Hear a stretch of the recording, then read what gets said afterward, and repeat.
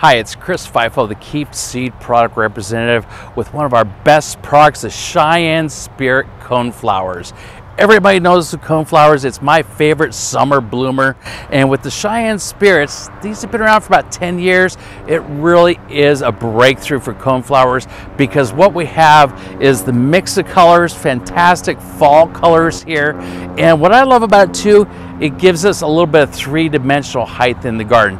And I think those aspects right there are why this was an AAS winner several years ago, and it still remains hugely popular. You can naturalize an area with these. Mass planting the different colors and the different heights really gives it a great interest, and you know what? It's a great interest to the pollinators as well. Coneflowers are probably one of the #1 pollinators that I can think of. Another thing I want to mention about the AAS winner Cheyenne Spirit, coneflowers themselves, they get that cone, that seed cone, highly attractive to finches, to birds of all types. I had a bunch of these in containers, large containers on my patio last summer, and birds were just all over, after they were done flowering out, birds were all over them.